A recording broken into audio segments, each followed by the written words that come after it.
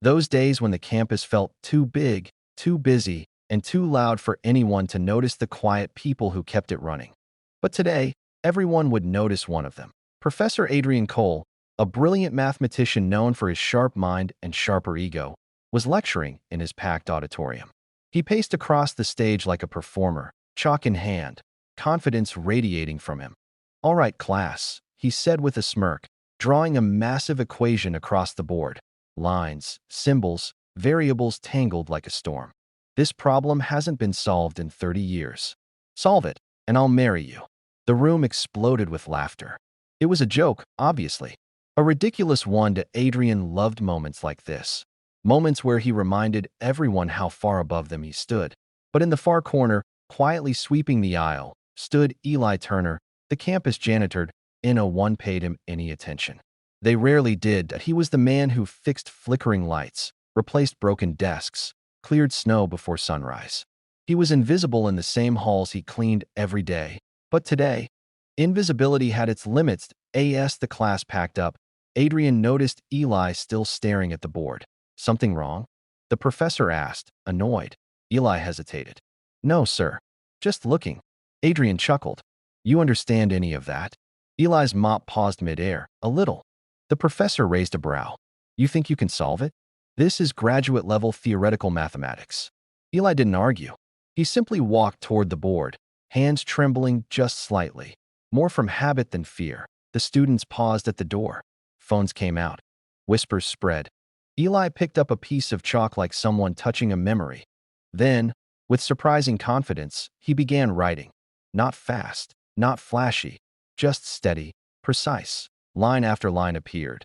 Clean, logical, beautiful. When Eli stepped back, the room fell silent.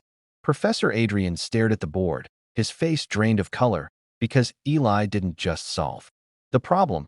He solved it elegantly, in a way only someone who truly understood the heart of mathematics could. Who? Who are you?" the professor whispered. Eli smiled softly. "Just the janitor, sir." Adrian shook his head. "No, that's not possible."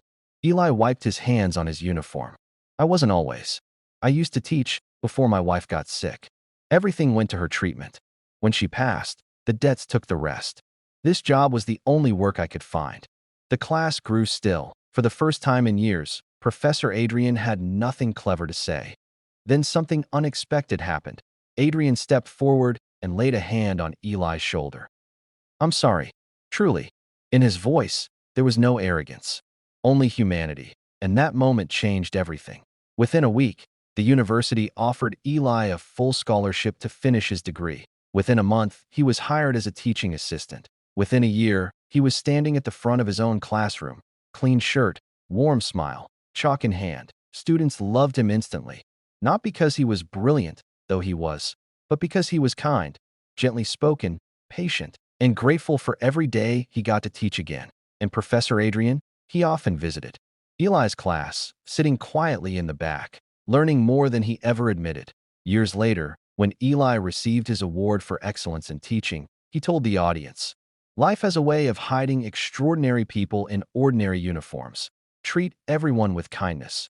You never know who they really are or what battles they're fighting. And sometimes, the smallest act of compassion becomes the turning point of someone's life." He smiled, emotion catching in his throat. This story reminds us that kindness still matters. The audience rose to their feet in applause, and somewhere in the crowd, the professor who once laughed was clapping the loudest. "If you'd like, I can also create